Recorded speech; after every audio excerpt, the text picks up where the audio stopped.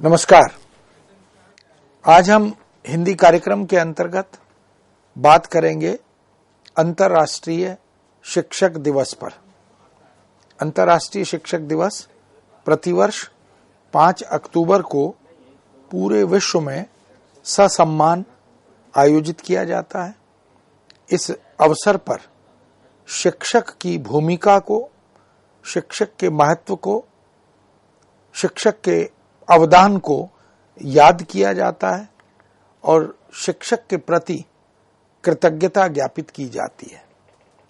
हम जानते हैं कि यूं तो मनुष्य जन्म से ही कुछ न कुछ अर्जित करता है, कमाता है, लेकिन उसे अनेक प्रकार की शिक्षा कभी घर से, परिवार से, माता पिता से, भाई बहनों से, मित्रों से, उनसे तो मिलती ही है, लेकिन विधिवत जब वह किसी शैक्षिक संस्थान में जाता है, स्कूल में, कॉलेज में, यूनिवर्सिटी में, किसी शिक्षण प्रशिक्षण संस्थान में, तो वहां उसे शिक्षक तमाम तरह के जीवन यापन के, जीवन में सफलता के मार्ग प्रशस्त करता है।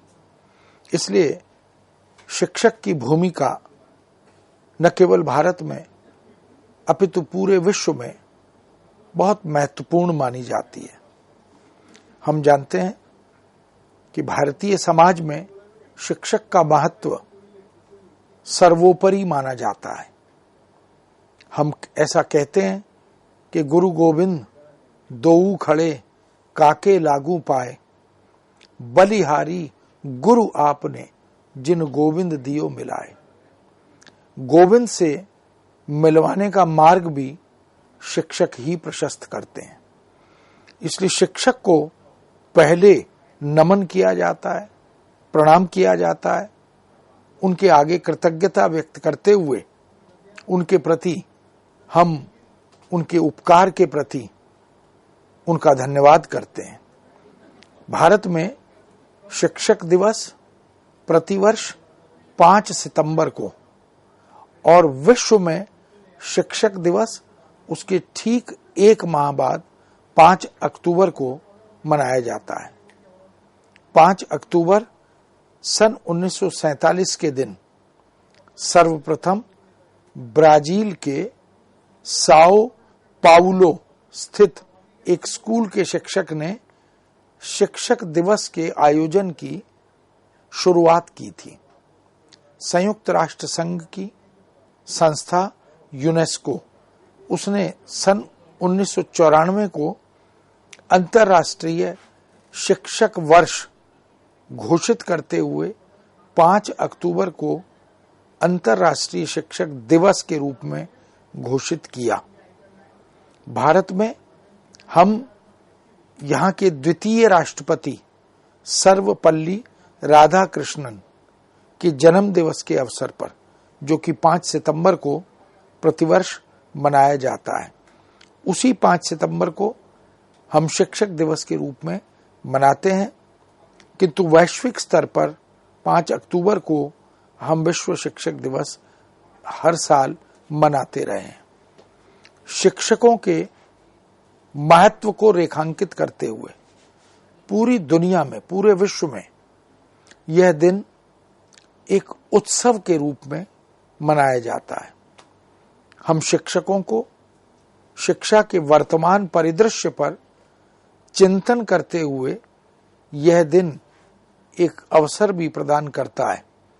दुर्भाग्य की बात यह भी है कि आज शिक्षकों की भूमिका परंपरागत गुरु की ना रहकर एजुकेशनल एडमिनिस्ट्रेटर की अधिक हो गई है। अर्थात आज शिक्षक एक अकादमिक प्रशासक या अकादमिक प्रबंधक बन गया है। गूगल ने उसके आ जाने के बाद शिक्षक और शैक्षणिक प्रेरक या सहयोगी बन गए हैं और ई टूल्स के माध्यम से वे विद्यार्थियों को ज्ञान कूप तक ले जाने के माध्यम बनकर रह गए। बाजारीकरण और शिक्षा के उद्योग बन गए। बन जाने के बाद शिक्षकों का शोषण उत्पीड़न भी बढ़ने लगा है। शिक्षण और शिक्षक की गुणवत्ता पर प्रश्न चिन्ह भी लगे हैं। लेकिन स्किल डेवलपमेंट यानी प्रतिभा के विकास के अवसर, उनकी चारों तरफ से बढ़ती हुई आंधी, मानसिक दक्षता, इन सब को उसने नेपथ्य में या हाशिए में डाल दिया है। आज इसी बात को हम एक खतरे के रूप में महसूस कर भी रहे हैं। हमें शिक्षा के महत्व को पुनः स्थापित करना होगा, गुरु की महिमा को पुनः रेखांकित करना होगा, आने वाली भावी पीढ़ियों को यह बताना होगा कि हम गुरु की उस महत्ता को, जो पारंपरिक है, जो सांस्कृतिक है, जो सामाजिक है, हम उसे यदि सम्मान नहीं देंगे, उसे नकारेंगे, तो यह चूक हमें बहुत नुकसान देगी। इसलिए भविष्य हमें कभी क्षमा नहीं करेगा यदि हम शिक्षक के महत्व को उसी तरह से पारंपरिक रूप में स्वीकार नहीं कर पाएंगे। ऐसे बहुत से गंभीर प्रश्न हैं जिनका उत्तर खोजने के लिए हमें शिक्षा जगत की अनेक समस्याओं और चुनौतियों की तरफ दृष्टि डालनी होती है, उनके निदान खोजने होते हैं। और गंभीर शिक्षकों का इसलिए हम बार बार उनके अवदान को याद करते हुए आभार व्यक्त करते हैं। राष्ट्रीय अंतर्राष्ट्रीय स्तर पर हम शिक्षक दिवस का आयोजन इसीलिए करते हैं क्योंकि शिक्षक ही है जो विद्यार्थी का, जो देश के समर्थ सक्षम नागरिकों का निर्माण करते हैं। शिक्षक ही है जो हमारे ज्ञान चक्षुओं को खोलता है। शिक्षक एक कुम्हार की तरह होता है। गुरु कुम्हार, शिष्य कुंभ है, गड़ी गड़ी काढ़े खोट, अंदर ही हाथ समार दे, बाहर मारे चोट। इसका मतलब गुरु का जो धर्म है, गुरु का जो ज्ञान और अनुभव है, वह शिक्षक को निर्मित करता है, भावी भविष्य के लिए तैयार करता है, तमाम तरह की औपचारिक अनौपचारिक चुनौतियों का सामना करने के लिए उसको प्रस्तुत रहने की प्रेरणा देता है। शास्त्रों में गु शब्द का अर्थ बताया गया अंधकार या मूल अज्ञान, और रू शब्द का अर्थ बताया गया उसका निरोधक। अर्थात गुरु का अर्थ हुआ वह जो अज्ञान रूपी तिमिर का, अज्ञान रूपी अंधकार का ज्ञान के शलाका के रूप में प्रज्वलित होकर, उद्दीप्त होकर निवारण करता है। यानी दो अक्षरों से मिलकर बने गुरु शब्द का वास्तविक अर्थ यह हुआ कि अंधकार जो जीवन में निराशा पैदा करता है, हताशा पैदा करता है, हमें विफलता के कारण हताश करता है, उस सब से उबारने का काम, उससे बाहर निकालने का काम गुरु करता है। उस अंधकार की परत को हटाने या काटने का काम गुरु करता है। अर्थात एक प्रकार से अंधकार से प्रकाश की ओर ले जाने का दायित्व गुरु का होता है, और गुरु अपने शिष्यों को तमाम तरह की चुनौतियों से जूझने का मार्ग, संघर्ष करने का मार्ग प्रशस्त करता है और अंधकार से बाहर निकलकर उजाले में अपनी उपस्थिति दर्ज करने का रास्ता दिखाता है। गुरु वह है जो अज्ञान के निराकरण से गुरु को मुक्त कराता है, निराकरण करके उस अज्ञान से उसे मुक्त करता है। गुरु वह भी है जो धर्म का मार्ग दिखाता है, उचित अनुचित का बोध कराता है, ग्राह्य और त्याज्य से अवगत कराता है। श्री सद्गुरु आत्म ज्योति पर पड़े हुए विधान को हटा देते हैं। यानी आत्म ज्योति यदि अंधकार से आप्लावित हो जाती है, युक्त हो जाती है, तो उस आत्मा की ज्योति को अंधकार से बाहर निकालने का काम गुरु करता है। रामाश्रयी धारा के प्रतिनिधि गोस्वामी तुलसीदास, गोस्वामी वाल्मीकि, इन सब ने राम के प्रति जो भाव व्यक्त किए उसमें लिखा कि तुमते अधिक गुरहि जिय जानी।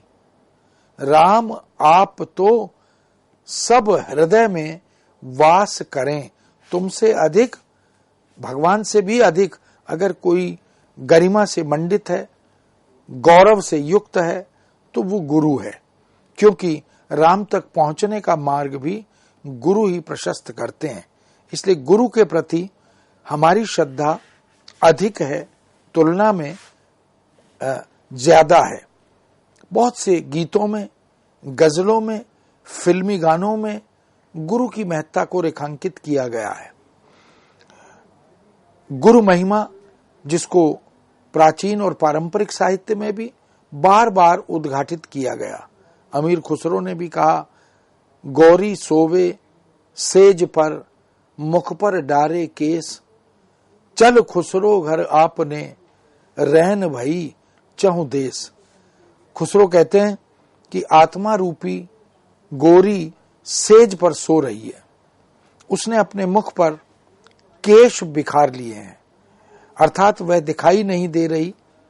तब खुसरो ने मन में निश्चय किया कि अब चारों ओर जो अंधकार हो गया है, रात्रि की व्याप्ति दिखाई दे रही है, उसे भी अपने घर की ओर अर्थात परमात्मा की ओर अब चलना चाहिए।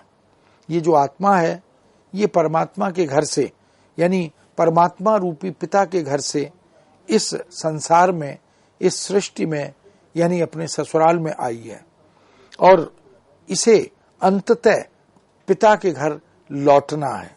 लेकिन उसके लिए निष्पाप, निष्कलंक लौटने की शर्त है। इसलिए हमारे यहाँ गुरु की महिमा को तमाम अलग अलग उद्धरणों से उद्धृत किया गया, व्याख्यायित किया गया। फूलीबाई ने लिखा, क्या गंगा क्या गोमती, बदरी गया पिराग, सतगुरु में ही सब ही आया, रहे चरण लिव लाग। सतगुरु वास्तव में गुरु के रूप में शिष्य का हाथ पकड़कर उसे उसके लक्ष्य तक पहुंचने में मदद करता है।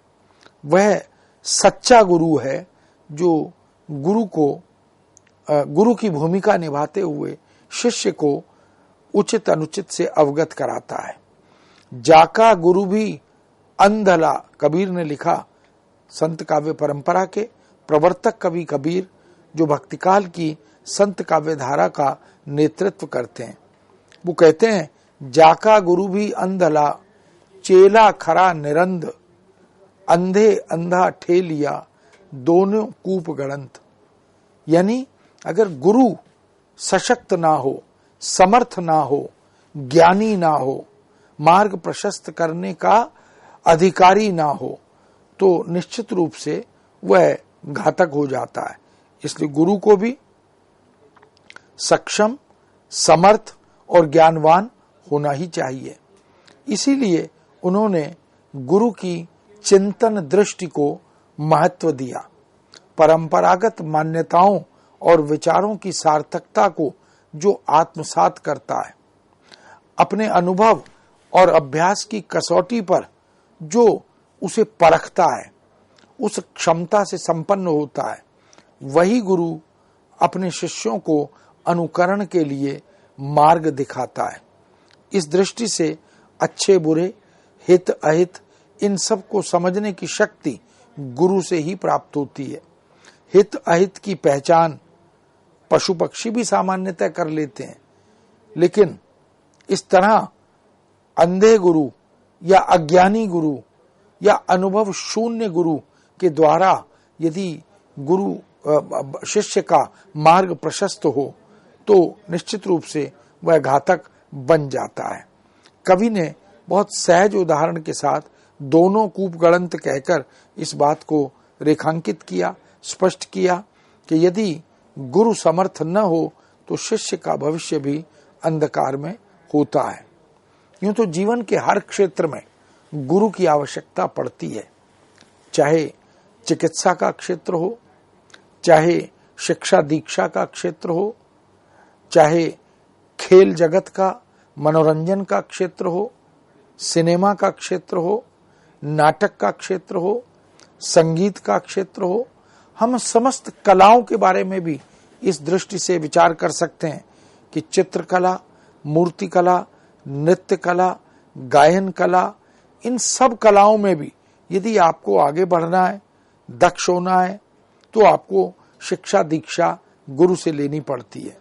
और गुरु जब इस तरह की शिक्षा दीक्षा और प्रशिक्षण आदि के माध्यम से शिष्य को सशक्त बना देता है, आत्मविश्वासी बना देता है, तो निश्चित रूप से वह जीवन के मार्ग पर अग्रसर होता है और तमाम तरह की चुनौतियों का सामना करते हुए उनसे निजात पाने का प्रयत्न भी करता है। चिकित्सा के क्षेत्र में गुरु की भूमिका पर विचार करें तो हमने देखा कि जो लोग चिकित्सा की उपाधि अर्जित करते हैं, चाहे वो MBBS हो, MD हो, आयुर्वेद में हो, होम्योपैथी में हो, उनको गुरु की शरण में रहकर व्यावहारिक ज्ञान भी अर्जित करना होता है।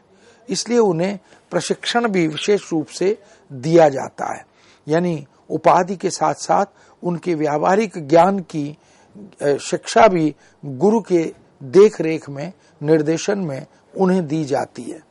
चिकित्सक अस्पताल या चलने फिरने के दौरान रोगी की निरंतर देखभाल करते रहते हैं। वो मामूली चोट से लेकर मानसिक स्वास्थ्य, उपशामक देखभाल से लेकर सर्जरी तक अनेक प्रकार की चिकित्सकीय स्थितियों का प्रबंधन और उपचार करते हैं। वहीं सरल भाषा में ग्रामीण लोगों को जागरूक करने के लिए कई लोकोक्तियों का प्रचलन भी होता है और इसी प्रकार मुहावरों का जन्म भी इसी दृष्टि से होता है। ये लोकोक्तियां, ये मुहावरे अनेक प्रकार की शिक्षाओं से ओतप्रोत होते हैं।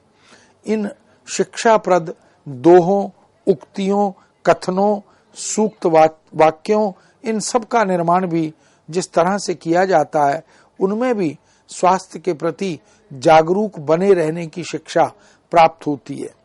जिन किन्हीं अनुभवी लोगों ने अपने सुदीर्घ जीवन अनुभवों से निष्कर्ष निकाले हैं, वो इस प्रकार की शिक्षा हमें चिकित्सकीय क्षेत्र में देते हैं। संगीत में गुरु का महत्व असंदिग्ध है, नृत्य में गुरु का महत्व असंदिग्ध है। इसी प्रकार शिक्षण में, प्रशिक्षण में भी गुरु की महत्ता हम असंदिग्ध है, हम उसे भुला नहीं सकते। कृषि क्षेत्र में भी कृषियों को यह बताया जाता है कि किस मौसम में कौन सी फसल बोनी चाहिए, कौन सी फसल काटनी चाहिए, किस प्रकार के बीज का वपन करना चाहिए। इन सब जानकारियों को भी गुरु के माध्यम से हम प्राप्त करते हैं। इसी तरह से कौन सी पुस्तक पढ़ें, कौन सा अभ्यास करें, कितना अभ्यास करें, ये सारी जानकारियां इसी तरह का संकेत करती हैं। इसी प्रकार की अनेक काव्य पंक्तियां हमें कृषि जगत में प्राप्त होती हैं, चिकित्सा जगत में प्राप्त होती हैं, जहां पर चिकित्सकीय ज्ञान का अनुभव रखने वाले, इस ज्ञान से ओतप्रोत जो व्यक्ति हैं, जो चिकित्सा के मर्म को जानते हैं, जो जनहित लोकहित के लिए अपने जीवन अनुभवों के निष्कर्षों को कविता में पिरोकर प्रस्तुत करते हैं, उनमें इस प्रकार की बहुत सी पंक्तियां हमें मिलती हैं। जैसे लौकी का रस पीजिए चोकर युक्त पिसान, तुलसी गुड़ सेंधा नमक हृदय रोग निदान। इससे पता लगता है कि हमें कौन सी सब्जी, किसका रस लेना चाहिए, कैसा भोजन करना चाहिए। मोटे अन्न वाला भोजन, तुलसी का सेवन, गुड़ सेंधे नमक का सेवन, ये सब हृदय के लिए, हृदय रोगियों के लिए एक प्रकार से वरदान बनते हैं। तो हमारे कवियों ने, हमारे लेखकों ने इस प्रकार की भूमिका भी निभाई जैसे गुरु की भूमिका गुरु के माध्यम से निभाई जाती है। मित्रों, इस विषय को यहाँ विराम देते हुए पुनः आपके समक्ष उपस्थित होंगे। आज्ञा दीजिए। नमस्कार।